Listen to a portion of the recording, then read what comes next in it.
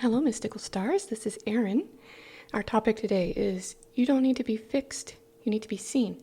And we're going to talk about why that is. What it is about being seen that actually brings about healing. There's a metaphysical component to this. And I wanted to start out, I pulled these cards to start to kind of intuitively guide this video. So first we have the deer and the oat for healing, and then we have the ram and the dahlia for determination. And I find that to be fascinating because there's something very empowering to be witnessed.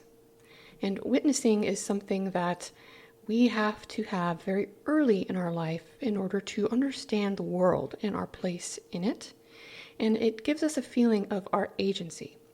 And I'll explain that a little bit more later. But to start, our theme here, as I mentioned, is you don't need to be fixed, you need to be seen. So, deer. Deer are shy. They do not like to be seen, generally speaking. I know deer that are close to towns and things like that tend to get used to people and not care, but by and large, deer will run away, right? They want to hide. And then the ram is a huge contrast to this because the ram is considered very bold and it uses these horns. A ram is just as likely to charge, right? And so here we are moving from not being seen to being seen. And it's showing the difference between these two states is witnessing. So let's talk about the healing process here. You don't need to be fixed, you need to be seen. Well, sometimes when we think about healing, we think about all kinds of different things. There's all kinds of things that pop to mind. Most people want to provide wisdom. People want to give answers. And they want some kind of protocol. Like, this is what you do. And don't get me wrong, like, all these healing tools, counseling, affirmations, healing work, energy work, readings, they do all these things. And, we like those things. Those are our tools. But a huge part of healing that we cannot leave out is the witnessing. So let's talk about that. So, witnessing. And what witnessing does is it causes mirroring, or it is an act of mirroring. And what that means is when you have a person over here who is seeking healing, and you have a person over here who is offering support, okay, they can come up with all the strategies in the world, okay? But strategy can only get you so far. What you have to have in addition to strategy is you have to be able to see them. They need to be seen. And you can tell when you're seen. You can tell through sharing thoughts that you're seen. You can tell through heart coherence that you're seen. Right? Someone can say, yes, I understand you. Or they can actually resonate. And that is the heart coherence. And this is cool because heart coherence is actually something that has been proved by science. We have an electromagnetic field around that emits from our heart and surrounds our body that can be detected. And it's been discovered through the Heart Math Institute that when we are in an open and loving state, that field is stronger. And when two people are connected in their hearts, their heart fields actually begin to resonate with each other. And then you have heart coherence, and that's when you're having a deep conversation and you really feel that the conversation is uplifting and you feel met, and you lose track of time and you lose your self-consciousness. You're just present with that person. You guys are in coherence when that happens. And so The mirroring comes in when the person offering support can both reflect thoughts back and create the heart coherence. And here's the thing. If someone understands you intellectually, but they don't resonate with you, that person is not truly being witnessed because the mirroring is absent. They're just, trying to understand you cognitively. They're not actually able to fully grasp you. If they are only resonating at the heart but not with their thoughts, it feels incomplete. That's when you want to say, I've never experienced what you're going through before, but, I can only imagine how hard it is. And you're saying the words, but there's no heart there because you don't have the resonance. You can feel as sympathetic as you possibly can, but there's a limit to what you can offer, okay? Because all you can do is theorize. And so that's when the heart is there, but the thoughts sharing is a bit limited, and that is a lack of witnessing, full witnessing, because this person over here still isn't seen. They are sympathized with, but they are not seen. So support person can also send healing energy, okay? They can send energy to this person, and when they're doing that, they're letting the divine flow through them, and so they're able to be a little more helpful in energetic realignment than maybe just speaking with them alone, because there's a bigger picture unfolding that they can kind of channel without their mind getting in the way.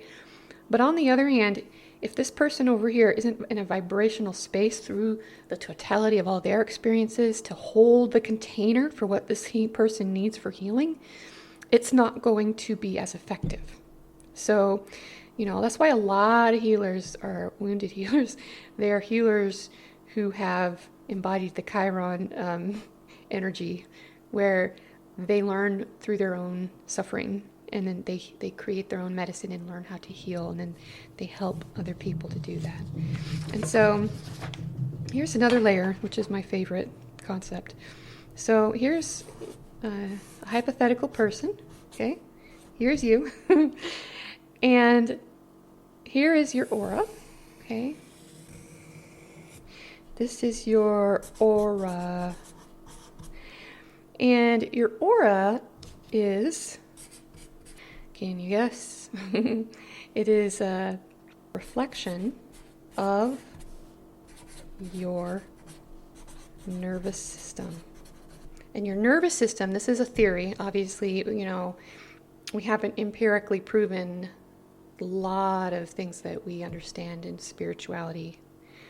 And so this is a theory that seems to play out well for me as I offer energy work and as I work on myself. And the theory goes that your soul is basically the same kind of electromagnetic energy as what flows through your nervous system. And so your soul enlivens your nervous system, and your nervous system reflects your soul when you are open and there's nothing getting in the way of that expression. But if your nervous system is dysregulated, your soul has trouble expressing fully. And so when we do energy work, we help realign the soul energy, and that in turn will help heal the nervous system. And when you heal the nervous system, your soul can relax and expand. So they're kind of one and the same in some ways. They're not the same thing, but they resonate the same way. They interact with each other, and they kind of have a dance with each other. So your aura here is where you're at right now, okay? In this time, in this place, now and only now. That's where your focus is. It doesn't mean that you're not carrying energy maybe from the past, even past lives, but this particular level of the aura that I'm focused on here is your conscious awareness. Things that you're aware of. And I think it's Barbara Brennan? She wrote a book called I can't remember, Hands of Light, I think it is. Yeah, it talks about the levels of the aura. And she talks about the first level of the aura being directly related to the body. And you could say that that's what this level that I'm pointing to is. It is just your conscious presence. When someone walks into a room, they have a vibe about them. And that's more or less what I'm talking about. In the moment where their consciousness is. Okay? And so if your consciousness is represented by this aura, when you go into your subconscious, you're going inward and backward. Okay? So the subconscious is inward and backward. So as you go deeper within this consciousness that I'm describing, you are going backward on your timeline. Okay? So you're going inward and backward. And as you do so, you can discover different levels of your soul and what your soul has experienced. And that will cause you to be able to go to different layers on the inside like this, going inward and inward to every level that your soul has experienced, everything, until you can get to the point that your soul first attained consciousness before you were born. Okay? And you can also look at it whether or not you prefer to think of your soul as having an existence before you were born in this life. That's fine. You don't have to believe you had an existence before that. And you don't even have to look at it that way. You can also practice this exercise and find out the moment you were a baby born into this life and your sensations became alive and you had experiences. So it's layers. It's like literally like a nesting doll. It's like, Shrek. It's an onion. So you go inward to different levels and you can meditate and just picture the outermost level, then picture a next level going in and keep going and just meditate and stick with it until you feel like you got to your absolute core essence. So a truly healed person who has really done their work has healed all these I almost said layers and levels at the same time. All of these layers all the way out so that their consciousness starts at their core and it goes outward and there's nothing blocking it. The average person, Gen Z would call them an NPC, they're only right here on the outside. And obviously they'll go inward a bit sometimes. They're human beings, they have feelings, but they're not going to really dig deep to the core unless they devote themselves to that process. So then when you are healing, you become radiant. You radiate from your core and there's nothing getting in the way. So oftentimes when when we're still in our healing journey, we all are for the most part, we're human beings, we're mortal. We're not going to enter a state of absolute perfection and maintain it forever.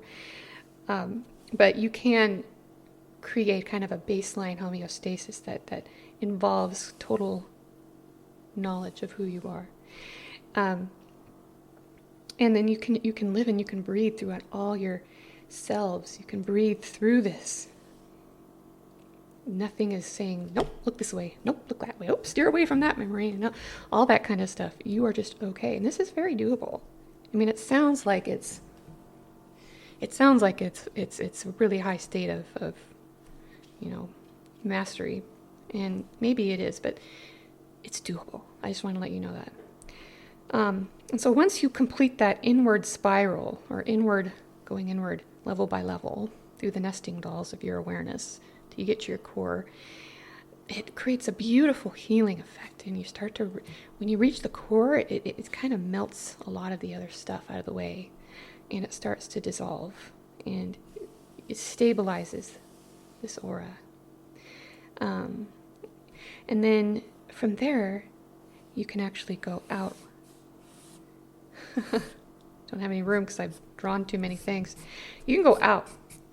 And as you go outward, you are connecting with the levels of your personal growth evolution that your soul is being called into. So part of our experience of happiness is to have positive memories and positive expectations. And conditions can make that hard, but they don't have to. We can reorient ourselves. We'll get to that in a minute. But for now, I wanted to bring this in because it has to do with the mirroring. So let's say you got your support person over here, the healer, okay? Now, if they, on your particular issue that you want healed, if they can resonate as far in there as possible, you are going to get even more mirroring, right? You'll be like, oh, they really see me. And if they can vibrationally detect where you're going too, or one or the other, because not all healers are going to have this full spectrum awareness of you specifically necessarily, because we all have our different lessons. You might have more experience in the area that you're working on than they do, but they might at least have enough knowledge to be able to grasp what you're saying and to be able to mirror that inward to a certain extent and outward. And the more they can understand you to your core, the more they can help channel spirit to help melt away the sticking points that are making you feel unwell. And then they can help to channel in some of these things. So the mistake a lot of healers make is they channel this way. And the truly, truly effective healers, they channel to you. And then they speak it back to you. So they're picking up on your layers, not theirs. But if their layers can resonate to you, that's when they can truly communicate and channel. So I just talked about expectations and positive memories. So when you are feeling healed and happy, which isn't, again, it's not this ultimate summit that we reach and stay forever. Some of us have pockets of great healing and happiness, and then it might dip, and then we might feel a little better, and then it might dip, and we might feel joyous again. This isn't talking about this ultimate permanent state, okay? But when you achieve and feel healed and happy, okay, you are right here. This is the present moment. What contributes to that and allows that natural happiness to arrive is for you to have positive associations along your past. Okay? So we want positive associations. In other words, memories. Because our consciousness is constantly referencing our immediate past and then referencing where we're going in order to determine what we need to think about right now. And we have, there's a lot of well-meant advice out there that says, the past isn't real, the future isn't real, only right now is real. There's no point in worrying about either. Just stay present. And I think that's nice. It's not wrong. But at the same time, I believe we're biologically wired to reference on some level, subconsciously, emotionally. Sometimes we ruminate, but we're referencing our recent past. And so when we have a lot of good experiences from our recent past, it radiates all that goodness back to us. Like it has a ripple effect. And so you can generate this state, even if you have poor conditions in your life, through a kind of vibrational and mental refocus practice that can help you to pop out of that timeline and get this momentum going, and then you will find other options in other environments. And this can also just help you to cope when you're not doing so great. And that's, we can go into more depth about that another time. But as we're thinking about the future, we need to have belief or confidence in our ability. We need to believe I can create more for myself in my future. I can create more of these good experiences down the line. I'm building my life in a positive way. So you want to be building your life. And another little psychological hack is to purposefully make plans to do fun and uplifting or exciting things. Even if they're just small things, like maybe going on a picnic with someone you care about, or taking your dog to the dog park, and things that you would enjoy.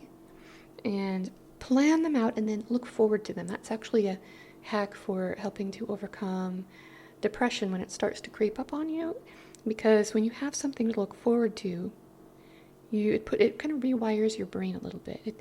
We need to nourish our brain just like we nourish our body with calories. We need to give our brain positive moments to reflect on and positive goals to aim for, so we can look to the future and think, yeah, there's something good coming to me. It may not all be 100%, roses and sunshine, but there's lots of good things coming toward me. I am focused on that, and I am kind of resting and leaning back into all the nice things that have happened to me, because that actually helps to fuel your belief that more good things are coming. It's a loop, and you kind of have to build the momentum of that.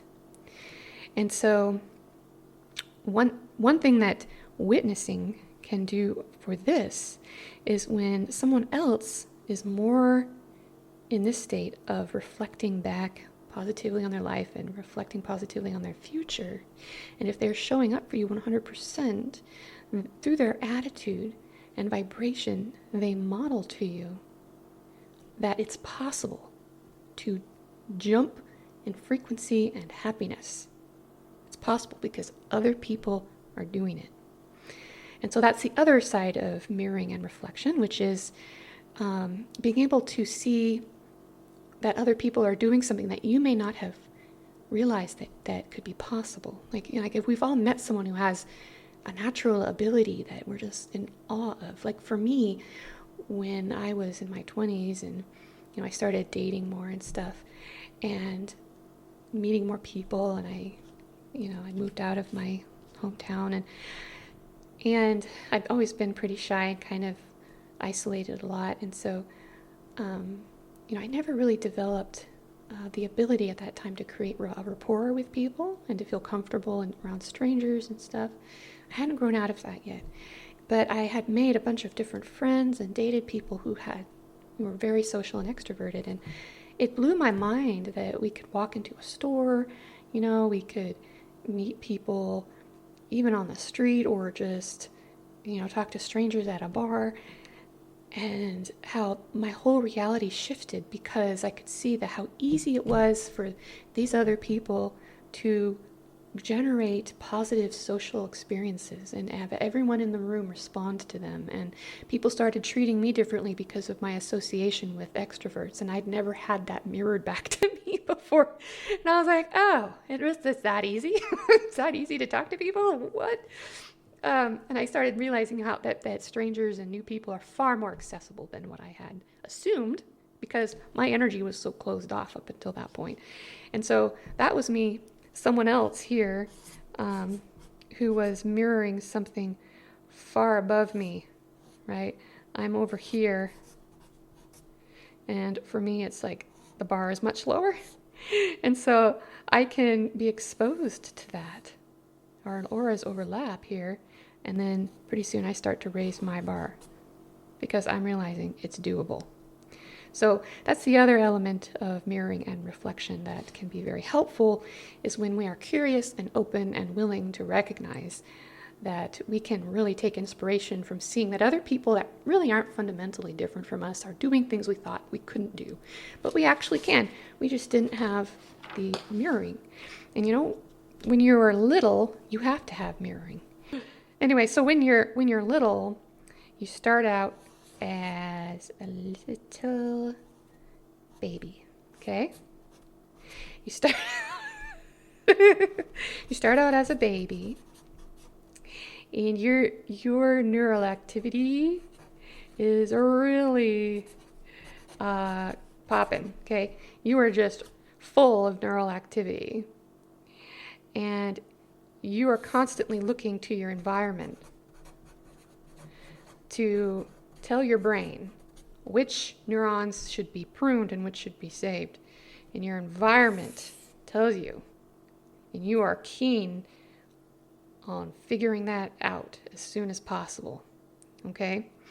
And so when you have people in your environment that are giving you a narrow band of reflection and mirroring, you might have all these pockets of potential in your brain that never get activated, ever.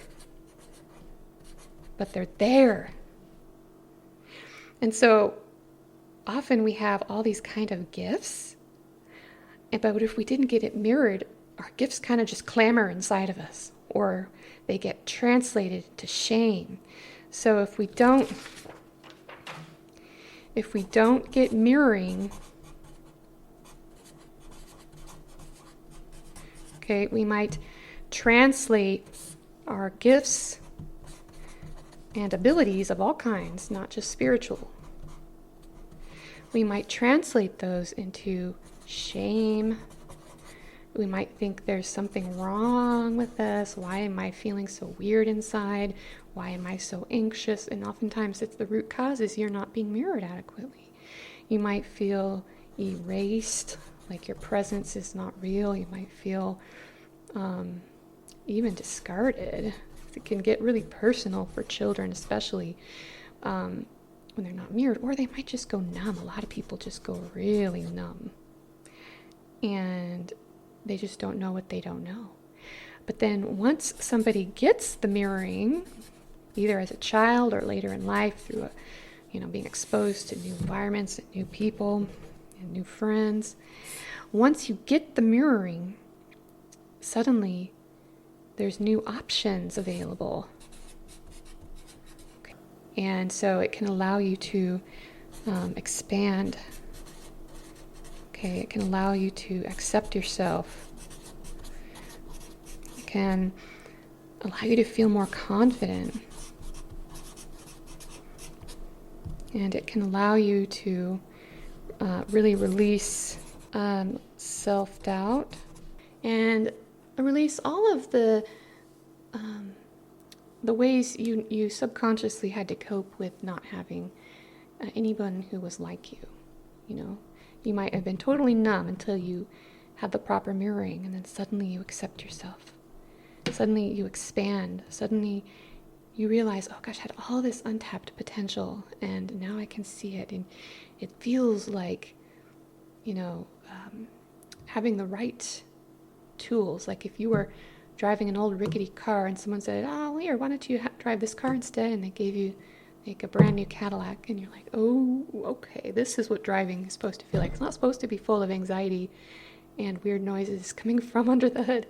It's supposed to be a luxury experience. That's the difference between being mirrored and not being mirrored.